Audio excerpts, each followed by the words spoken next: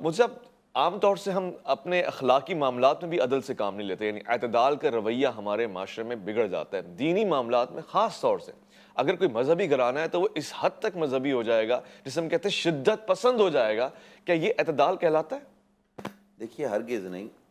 نبی اکرم صلی اللہ علیہ وآلہ وسلم کی جو زندگی ہے وہ ہمارے لیے کامل نمونہ ہے. کوئی مذہبی آدمی ہو، کوئی سیاستدان ہو، کوئی حکمران ہو، کوئی فوج کا سربراہ ہو، عام شہری ہو، مسافر ہو، میدان جنگ کا معاملہ ہو، لقد کان لکم فی رسول اللہ اسوۃ حسنہ. تو نبی اکرم صلی اللہ علیہ وسلم کی یہ جو زندگی ہے یہ اسوہ حسنہ یعنی کامل نمونہ ہے. کسی اور کی زندگی کو کامل نمونہ نہیں کہا گیا. قرآن مجید فرقان حمید میں دوسرے مقام پر کہا گیا جناب حضرت ابراہیم علیہ السلام کے حوالے سے کہ ان کے طرز کو اختیار کرو. تو ان کا طرز کیا ہے؟ وہی طرز ہے جو نبی اکرم صلی اللہ علیہ وسلم کا طریقہ ہے.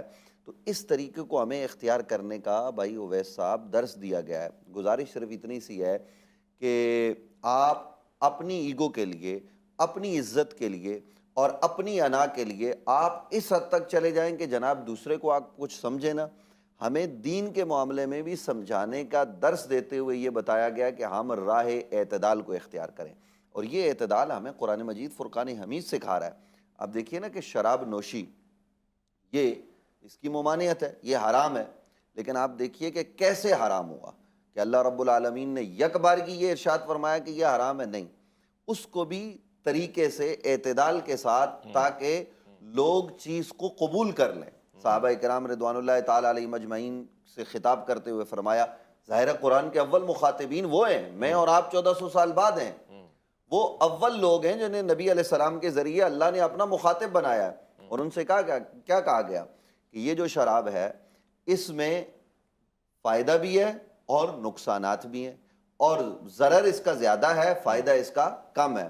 اس طریقے سے کر کے آہستہ آہستہ، یک بارگی نہیں، آہستہ آہستہ شراب سے ان کو دور کر دیا گیا.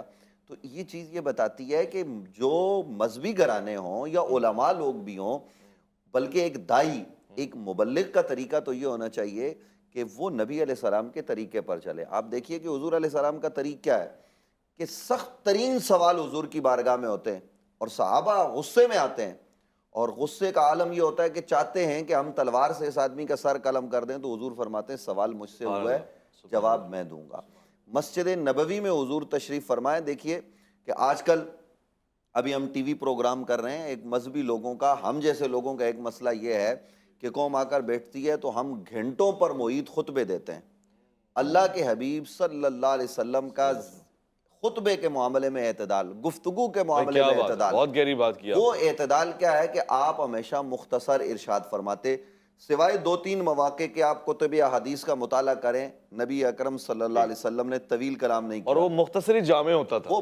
وہ تو ظاہر ہے، وہ تو جوامع الکلم ہے، لیکن وہ جو طویل ہے وہ بھی ایک خاص موقع پر ہے کہ آپ قیامت کی نشانیاں بتانے کے لیے تشریف فرما ہوئے، فجر کے بعد سے زور سے اور اثر اس میں مغرب، بلاغت اور فصاحت اتنی ہے کہ لوگ سننے والے مایوس نہیں ہو رہے، بور نہیں ہو رہے، بلکہ اس میں دلچسپی ویسی وہ ایک برقرار ہے. خاص موقع، اور وہ بھی اعتدال پر مبنی ہے، اور وہ بھی صحابہ اکرام رضوان اللہ تعالیٰ علیہ مجمعین جو ایک عرصے سے کسی چیز کی تلاش میں تھے وہ ان کو مل رہی ہے. تو اس کے علاوہ نبی اکرم صلی اللہ علیہ وسلم صحابہ اکرام رضوان اللہ تعالیٰ علیہ مجمعین سے یہ نہیں کہتے کہ آپ میرے پاس بیٹھو، بلکہ ان سے یہ فرماتے ہیں. دیکھیں اویس ربانی صاحب، آج شیخ کامل پیر کامل ہے یا نہیں ہے یا ناقص ہے ہمیں نہیں پتا، جو پیر ہے، جو شیخ ہے، وہ کہتا ہے لوگ میرے پاس بیٹھے رہیں. ایک جماعت والا کہتا ہے میری جماعت میں ہی لوگ ہمہ وقت موجود ہوں.